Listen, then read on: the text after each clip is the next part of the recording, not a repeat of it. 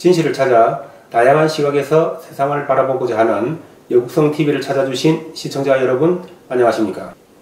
2차 미북 정상회담이 임박한 시점에서 또 남북 평화 모드가 조성되고 있는 시점에서 무슨 철진한 북폭 논쟁이냐라고 말을 할 수 있습니다. 하지만 저는 이 부분에 대해 또렷한 저희 개인적인 판단이 있어 이를 밝히고자 합니다. 내가 북폭이 일어날 수밖에 없다고 생각하는 가장 큰 이유는 북한은 비핵화를 절대 할 수가 없고 미국도 패권 유지를 위해 북핵을 절대 용인할 수 없기 때문에 서로 물러설 수 없는 양쪽은 결국 충돌로 갈 수밖에 없다고 저는 보는 것입니다. 그렇다면 미국은 패권 유지를 위해 왜 북핵을 용인할 수 없는가? 2002년도 9.11 테러가 발생했을 때 미국 경제 금융 시스템은 붕괴가 되고 금융위기가 전 세계를 덮쳤습니다. 미국은 이를 극복하기 위해서 달러를 대량으로 찍어 시중에 공급했고, 이 덕분에 미국은 9.11 테러에 따른 금융위기를 극복할 수 있었던 것입니다. 대량의 달러가 시중에 공급되면서 이는 결국 부동산으로 흘러 들어가게 되고 부동산 가격이 상승하게 됩니다. 부동산 가격이 상승함에 따라 개인들은 집만 사면 부동산 가격이 상승하니 너도 나도 빚을 내서 부동산에 뛰어들게 되고 미국의 부동산 가격은 상승하게 됩니다. 그러다 보니까 부동산 가격을 초과하는 대출까지 발생하는 웃지 못할 상황이 발생하게 되는 것입니다. 은행 입장에서는 이 주택에 대출을 해주더라도 조금 있으면 부동산 가격이 또 오를 것이니 부동산 가격을 초과해주는 공격적인 대출 영업을 했던 것입니다. 이러다 보니까 금융권 내부에서도 대출을 해주고 위험을 회피할 목적으로 이러한 대출을 해주고 대출을 받을 권리, 즉 대출금 회수 권리를 하나의 파생상품으로 만들어서 금융권 내부에서 전전 유통하였던 것입니다. 이렇게 되면서 부동산 가격이 폭등을 하게 되니까 정점에 이르러 부동산 버블이 발생하게 되고, 그것이 어느 순간 버블이 꺼지면서 2008년 그 유명한 미국의 모기지 이론에 따른 세계 금융 경제 공황이 발생했던 것입니다. 이것을 극복할 때 미국은 역시 달러를 사용했습니다. 우리나라가 1997년 IMF 위기를 맞을 때 잘 사는 나라가 갑자기 가난한 나라로 바뀐 것입니까? 아닙니다. 바로 달러가 없었기 때문에 똑같은 대한민국임에도 불구하고 어제의 대한민국에서 오늘의 IMF 구제금융을 받는 나라로 되었던 것입니다. 그런데 미국은 어떻습니까? 달러를 자신들이 찍어내니까 이런 경제 금융위기가 왔을 때 다른 국가라면 닥쳐왔어야 될 위기를 그들은 스스로 자체적으로 극복했던 것입니다. 이렇게 해서 위급할 때 달러를 풀고 안정되면 달러를 다시 회수하는 것이죠. 여기에 더불어 다른 국가가 미국의 요구에 합치하지 않을 때 미국은 각종 경제 제재, 소위 말하는 세컨더리 보이콧을 가하게 되는 것입니다. 이것이 바로 패권 국가의 이익인 것입니다. 이러한 패권 국가의 이익을 단적으로 잘 보여주는 사례가 현재 미국은 무역적자가 5천억 달러를 넘고 있습니다. 재정적자 역시 무역적자 규모를 초과하는 상태입니다. 이러한 미국의 쌍둥이 적자인 재정적자와 무역적자는 무려 수십 년간을 지속하여 왔고 미국은 만성적인 적자 부채 국가입니다.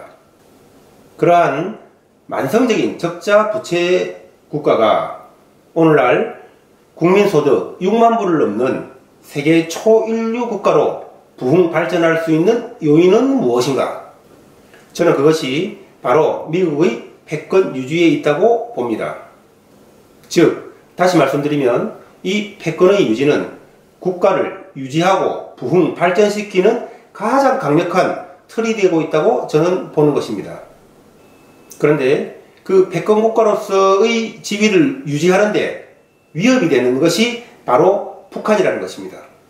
무슨 말씀이냐면 미국은 달러로 대표되는 경제력으로 세계의 한 축을 제패하고 있고 해군력으로 대표되는 군사력으로 또 다른 세계의 한 축을 제패하고 있습니다. 달러와 군사력은 미국이 세계를 제패하는 양대 축인 것입니다. 그런데 오늘날 경제력은 중국의 추격으로 위협받고 있습니다. 또 한 가지 축인 군사력은 북핵으로 위협받고 있습니다. 미국이 이것을 용인하려고 할까요?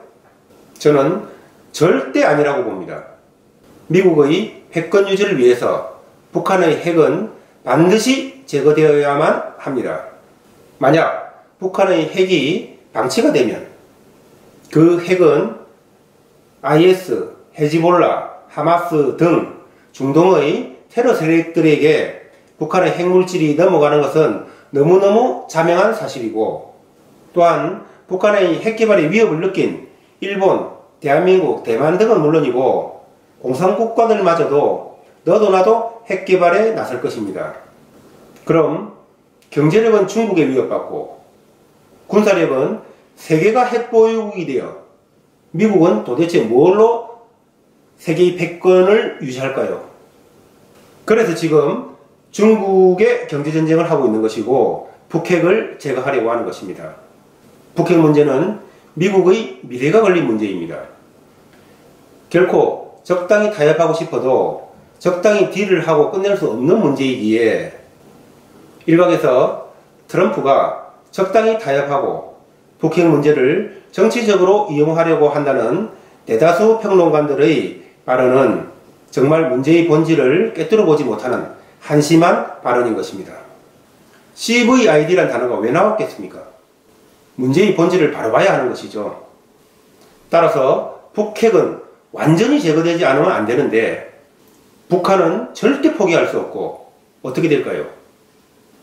사실 그 결과는 너무 뻔한 것 아니겠습니까?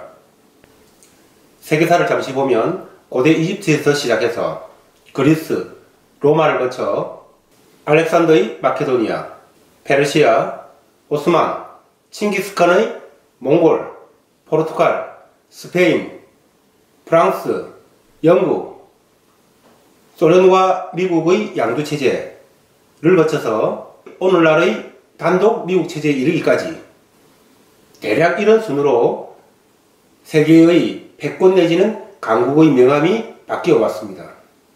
당시 영원할 것 같은 패권 국가들이 지금은 어떻습니까? 패권을 놓은 후 알렉산더의 마케도니아는 지금의 불가리아 정도이고 칭기스칸의 몽골은 최후진국이고 그 외 페르시아의 이란, 오스만의 터키, 포르투갈, 스페인 등 다 별 볼 일 없습니다. 패권을 놓친 국가 중 세월이 흘러 제대로 된 국가가 거의 없습니다. 즉 패권의 유지는 국가의 흥망성쇠와 같은 것이기에 미국은 절대 물러설 수 없는 것입니다. 당시 영원할 것 같던 패권국 로마가 귀족들의 대농장인 라티푼디움이 발달하면서 로마의 대다수인 자유농민이 몰락하고 이에 따른 경제기반의 붕괴는 결국 로마 멸망의 원인이 되었습니다. 즉 미국도 패권국으로서 얻는 경제적인 이점을 놓쳐 만성적인 쌍둥이 적자에 노출이 된다면 그 운명을 장담할 수 없는 것이기에 패권 유지를 위해서 북핵의 제거는 필수적이라는 것입니다.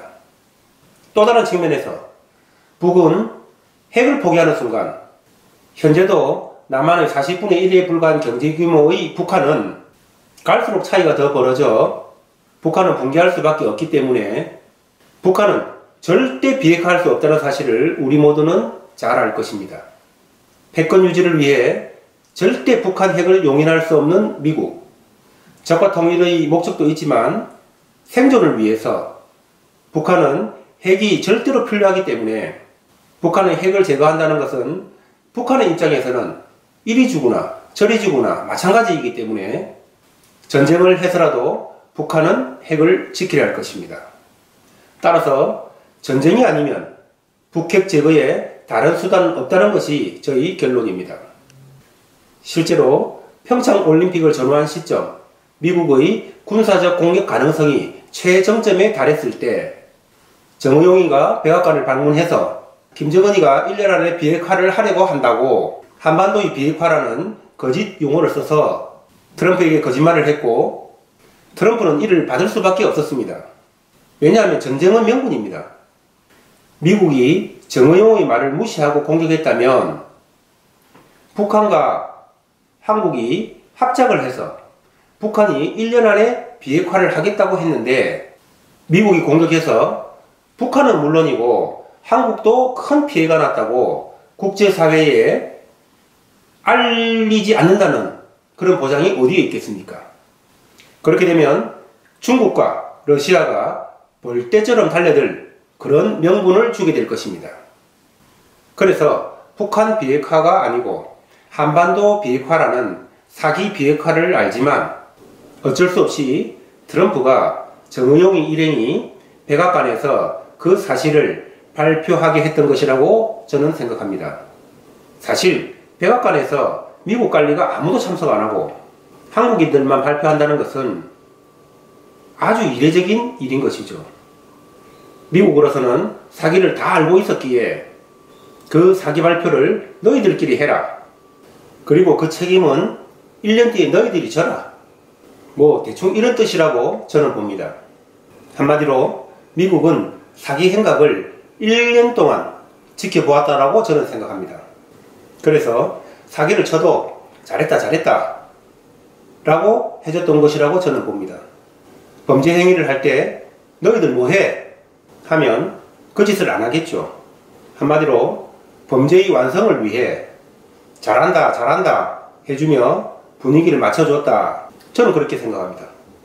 정의용이가 4월에 백악관에서 북한의 비핵화를 발표했으니 이제 그 1년이 3개월 정도 남았습니다. 금년 4월을 넘어 분위기가 어떻게 급반전되는지 한번 지켜봅시다. 물론 그 전에 분위기가 급반전될 수도 있겠지만 말입니다.